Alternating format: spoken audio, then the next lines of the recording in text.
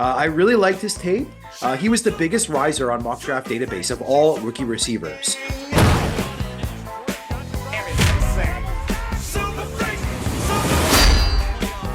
Hello and welcome to another edition of Fantasy Football Freaks. I'm Jason, he's Vaz, and today we are giving you some deep sleepers for your 2024 rookie draft for the upcoming fantasy season.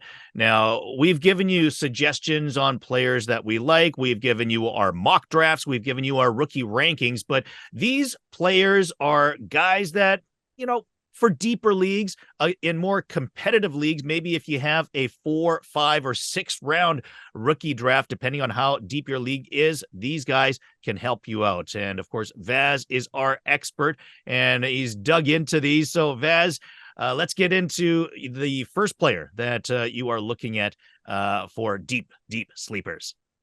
Okay, so the first one isn't a deep sleeper. I tried to give one guy in round 3 that will be there in round 3, one in round 4, and one in round 5.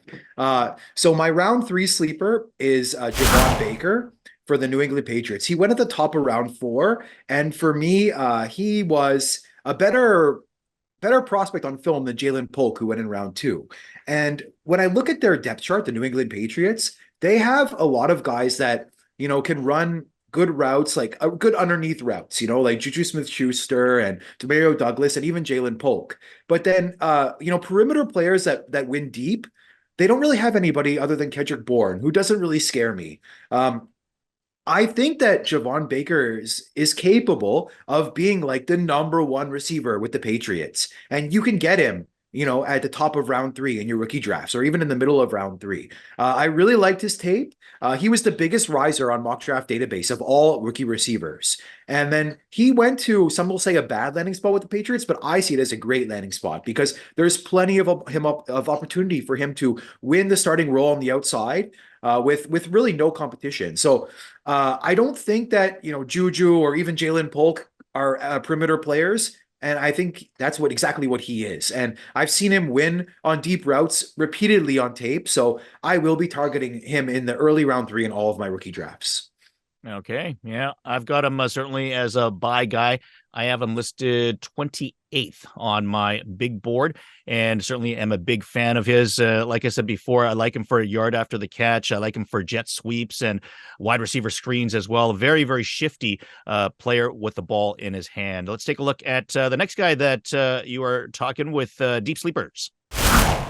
Okay, so in round 4, I'll be selecting Ray Davis, the running back who was drafted to Buffalo in the 4th round.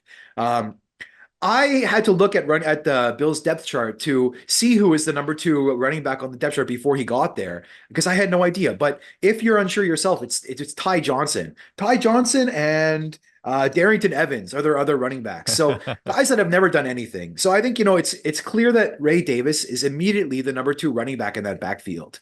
And, James Cook is like an undersized running back, and he cannot handle a full workload for a 17 game NFL season. So I think that Ray Davis is going to get a fair amount of touches year 1. Like, he's going to be used. And you know what? He's got the size and the body type to be the running back used on goal line situations. So there's potential for him to score fantasy points in what is a phenomenal offense, an offense that is going to put up a ton of fantasy points. So I think he'll be even startable in some like good matchups for the Buffalo Bills.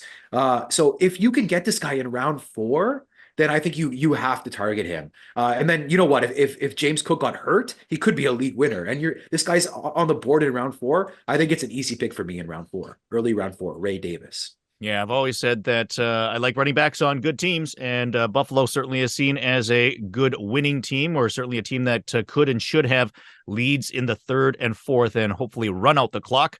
So I like the pick. Now, I can't do it for you. The inches we need are everywhere around us. What are you going to do? Like!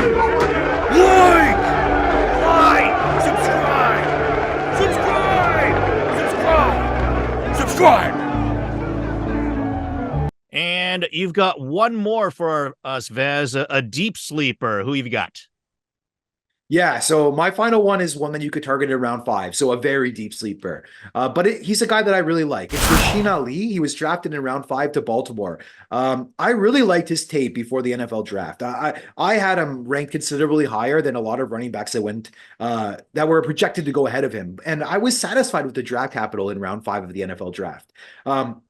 Listen, this running back was ultra productive in college. He had two 1,000-yard rushing seasons. He broke out early.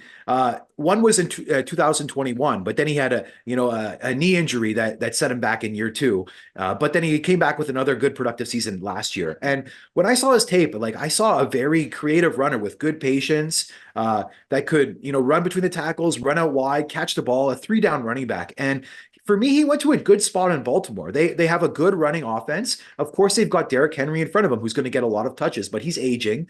And I saw just a good player. Keaton Mitchell is there as well, who's also a good player. But Keaton Mitchell, he's an undersized player, and I don't know, like if something happened to Derrick Henry, I don't think Keaton Mitchell projects as like the first and second down running back. And I think that Rashaad Ali could be that. So of course, it's a dart throw. It's round 5, but as far as dart throws go, I like this dart throw. I think it's got a chance to hit.